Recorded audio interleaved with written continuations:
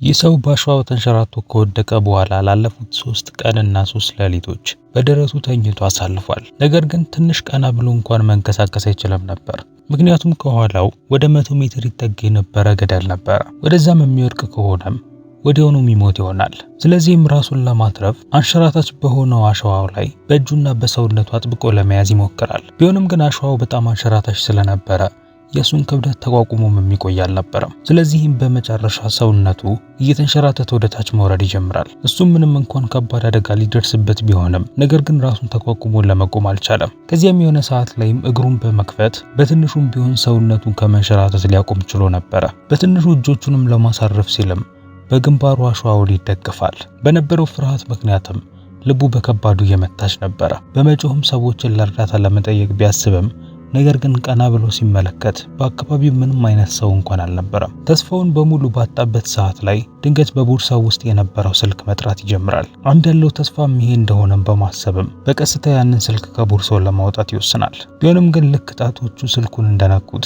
የቀኝ እጁ መንቀጥቀጥ ይጀምራል። በዚህም ምክንያት ባላንሱን ያጣና በድጋሚ መንሸራተት ይጀምራል። እንደ ድል ሆኖ ግን በመጨረሻው ሰዓት ላይ በእግሩ አንድ ጠርዝን አግኝቶ ይቆማል።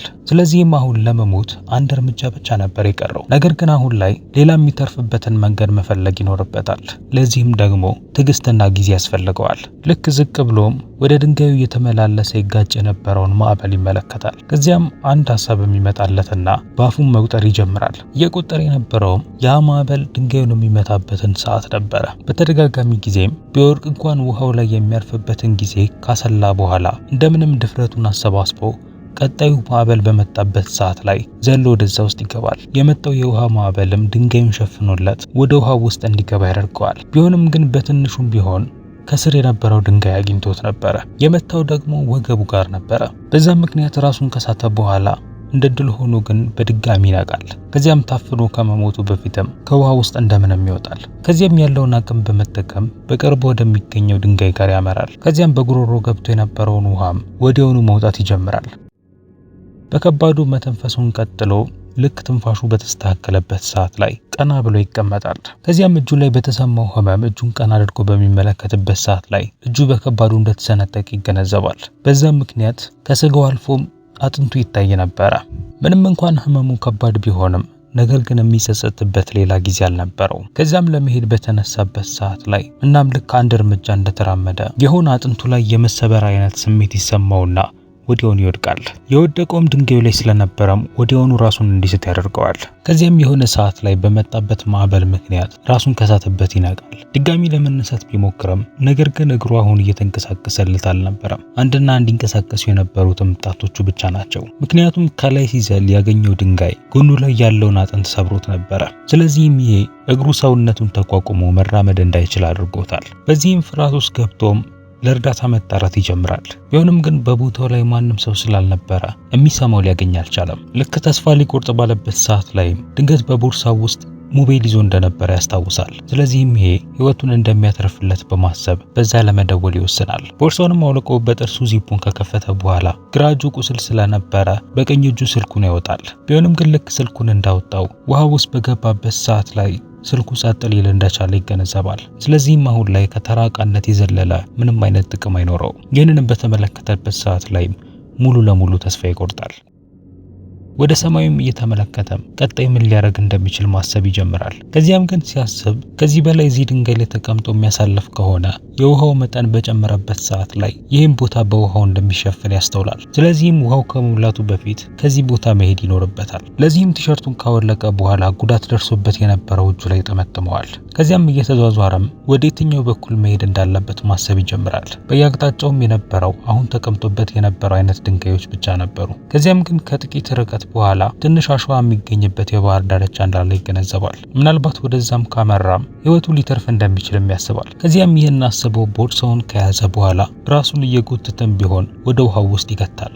ከዚያም እየሰራለት በነበረው አንድ እጁ ብቻ በመታገዝ ወደዛ ዳርቻ ማምራት ይጀምራል። ምንም አይነት ጉዳት ባይደርስበት ኖሮ ይቺ ርቀት ለሱ ምንም አልነበረችም። ነገር ግን አሁን ሁሉም ነገር የተለየ ነው። ምክንያቱም ከወገቡ በታች መንቀሳቀስ አይችልም። እናም አንድ እጁም ተጎድቷል። እየዋኘ የነበረውም በአንድ በአንድ እጁ ብቻ በመታገስ ስለነበረ ሰውነቱም ከትንሽ ርቀት በኋላ መድከም ይጀምራል። ከዚያም በአጭር ጊዜ ውስጥም ሙሉ ለሙሉ ይደክመውና ይቆማል። ከዚህም በኋላም ወደፊት እንዲሄድ የሚያደርገው ምንም አይነት አቅም በውስጡ የለም። ሰውነቱም ልክ እንደ ከባድ ድንጋይ ወደ ታች መስመጥ ይጀምራል። ከዚያም ድንገት ወርዶ መሃል ላይ በደረሰበት ሰዓት ላይ ሰውነቱ ባልታሰበ መልኩ የሆነ ኃይልን ያገኝና በድጋሚ ወደ ላይ እንዲወጣ ይረዳዋል። ከዚያም የመጨረሻ የቀረውን ኃይል በመጠቀም እንደምንም ወደ ዳርቻው ይወጣል። ልክ እንደወጣም ከዚህ በኋላ ትንሽ አርፋለሁ ብሎ ነበር ያሰበው። ቢሆንም ድንገት ግን ከባድ ማዕበል ይመጣና መልሶ ጎትቶ ወደ ውሃ ውስጥ ይከተዋል። እሱም የሚገኘው ከባድ ሁኔታ ውስጥ ቢሆንም ነገር ግን አሁንም ተስፋ የሚቆርጥ አይነት ሰው አልነበረም። ስለዚህም በነበረው የመጨረሻ አቅም በመጠቀም በድጋሚ ወደዛው ዳርቻ ያመራል። ከዚያም ማዕበሉ በድጋሚ እንዳይስበው በሚል ውሃ ውስጥ ሆኖ ቦርሳውን በመወርወር ቦርሳውን ከድንጋዩ ጋር ለማያያዝ ይሞክራል። ከዚያም በመጨረሻ የሚሳካለትና ቦርሳውንም በመጠቀም ድንጋዩ ላይ እንጠለጠላል። ከባዱ ማዕበልም እየመጣ ከድንጋዩ ጋር በሚጋጭበት ሰዓት ላይ እሱንም በዛው ይመታው ነበር። ከዚያም በመጨረሻ ማዕበሉ ይረጋጋና በድጋሚ ከሞት ያመልጣል።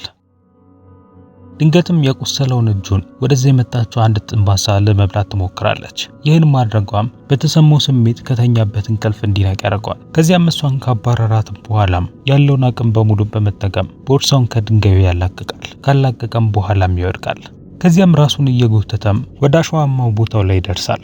ከዚያም ግን ከላይ ሆኖ ለሚያየው ሰው የሚታይ SOS የሚለውን ጽሑፍ ይጽፋል። ይህም አይተው እርዳታ እንዲሰጡት የሚያደርጋቸው ነው። ከዚያም እግሩ ጋር የሚገኘው አሸዋን በትንሹ ከቆፈረ በኋላ የነበረውን የአልሙኒየም ፎይል እዛ ውስጥ ያደርገዋል። ፍላጎቱም ያንን ልክ እንደ ዕቃ ለመጠቀም ነበረ። የመጀመሪያ ሐሳቡም የራሱን ሽንት በመጠቀም የውሃ ጥሙን ለማርካት ነበረ። ቢሆንም ግን ጎኑ ላይ በደረሰበት ጉዳት ምክንያት የወጣው ከደም ጋር የተቀላቀለ ሽንት ነበረ። ያንንም ለመጠጣትም በጣም አስቸጋሪ ነበረ። ከዚያም በድንገት ዝናብ እየመጣ መሆኑን ያሳወቀ የነበረ የመብረቅ ነጎድጓድን መስማት ይጀምራል። በዚህም ምክንያት የተቀሩትን የአልሙኒየም ፎይሎችን በሙሉ ወደ ቦረቦሮ ጉድጓድ ውስጥ በመክተት ዝናብ በመጣበት ሰዓት ላይ ውሃው እዛ ውስጥ እንዲገባለት ለማድረግ ይወስናል። ይህንንም ካረገም በኋላ ዝናቡ መንጠባጠብ በሚጀምርበት ሰዓት ላይ መደሰት ይጀምራል። ምንም እንኳን ደመናውና ነጎድጓዱ ትላልቅ ቢሆንም ነገር ግን የዘነበው በጣም ትንሽ ነበረ። በዚህ ምክንያት የተንጠባጠበችዋን ለመጠጣት ቢሞክርም ነገር ግን ከምላሱ እንኳን የምታልፍ አልነበረችም። ከዚያም ከስር ያስቀመጠውንም ፎይል እንደዛው በማንሳት የተንጠባጠበውን ዝናብ ለመጠጣት ይሞክራል። ቢሆንም ግን ይህም ቢሆን ትንሽ ፉት እንኳን እንዲል የሚያስችለው አልነበረም። በዚህም ምክንያት የተስፋ መቁረጥ ስሜቱ በድጋሚ ይመጣል። ከዚያም በጎኑ ተኝቶም ለረጅም ጊዜ ማልቀስ ይጀምራል። በመጨረሻ ግን ራሱን አሳምኖ እንደምንም ለማጠንከር ይወስናል። በቀጣዩ ቀን ጠዋት ላይ በሰማው የስልክ ጥሪ ምክንያት ይነቃል። ድምጹን ተከትሎም በመጨረሻ ስልኩን ባሸዋ ውስጥ ተቀብሮ ያገኘዋል። በስልኩ ላይም የቤተሰቡን ቪዲዮ መመልከት በጀመረበት ሰዓት ላይ መደንገጥና ስሜታዊ መሆን ይጀምራል። ከዚያም የደረሰበትን አደጋ በሙሉ ከነገራቸው በኋላ በቶሎ መጥተው እንዲያተርፉት ይጠይቃቸዋል። ቢሆንም ግን እነሱ ለሚነግራቸው ነገሮች ትክክለኛውን ምላሽ እየሰጡት አልነበረም። ከዚያም በመጨረሻም እያየውና እየሰማው ያለው ነገር በሙሉ በራሱ የፈጠረው የቁም ቅዠት እንደሆነ ይገነዘባል። ይህም በከባዱ ረሃብ ውስጥ በመግባቱ የተፈጠረ ነገር ነበረ።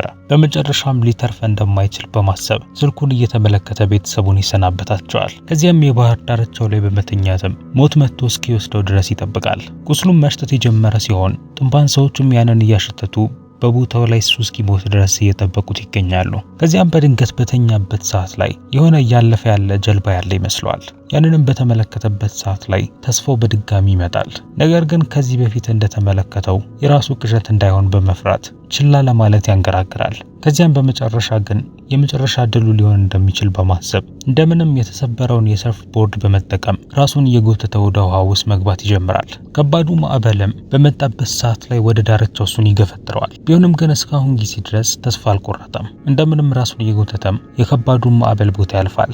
ከዚያም መሃል ላይ በደረሰበት ሰዓት ላይ እየተዟዟረ ቢመለከትም ነገር ግን ምንም አይነት የጀልባ ምልክትን ሊያገኝ አልቻለም። ያንንም ከተመለከተም በኋላም ሊናደድ አልቻለም። ይልቁኑ ራሱን ካረጋጋ በኋላ በመጨረሻ አይኑን በቀስታ ይጨፍናል። ከዚያም ከሰርፍ ቦርዱ ላይ በመውረድም ወደ ባህሩ ጥልቅ ውስጥ መግባት ይጀምራል። ከዚያም ግን በድንገት ትክክለኛው ጀልባ እዛ ጋር ይደርሳል።